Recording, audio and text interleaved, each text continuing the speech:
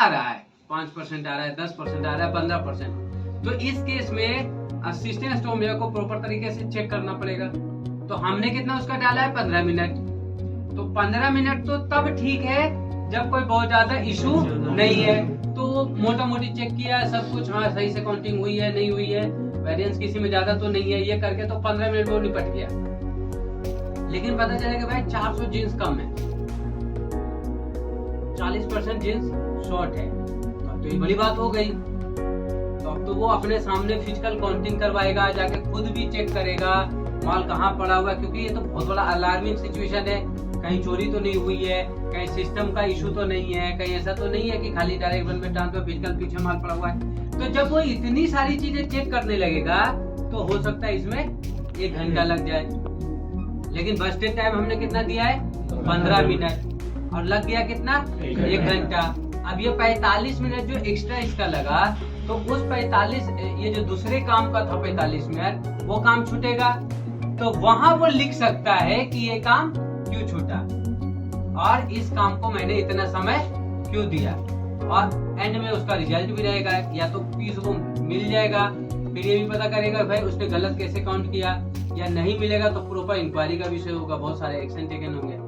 तो ये भी इसमें क्या है, आपको सुविधा है कि इस केस में आप किसी दूसरे काम को भी स्किप कर सकते हैं। पर फिर इसमें ध्यान वही रखना है कि जो नॉन निगोशिएबल काम है वो स्किप नहीं हो सकते हैं, ठीक है। तो ये पूरी तरह से डायनामिक या स्लो है, और स्टोर मैनेजमेंट के लिए पूरी तरह से हमने बहुत सोच, तभी इतना समय लग गया क्योंकि उसको हटे हुए तो काफी टाइम हो चुके हैं, लेकिन हम लोग इतने दिन से बना रहे थे। तो इस तरह से बनाया है कि स्टोर की टीम काफी कंफर्टेबल फील करे, उसको कोई प्रेशर ना लगे भरने में, कोई विजिट हो तो उसमें उसको कोई कंफ्यूजन ना रहे कि भाई अब मेरे को क्या भरना है।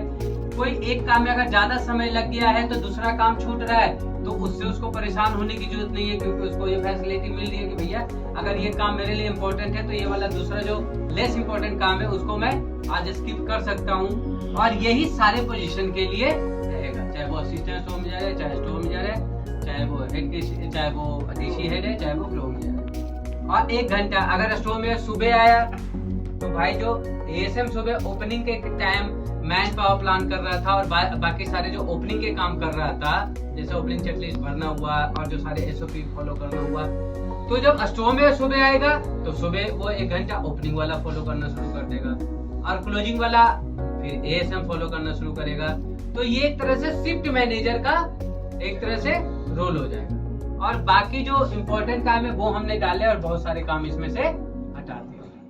ठीक है, थैंक यू। जैसे अभी है ना, अभी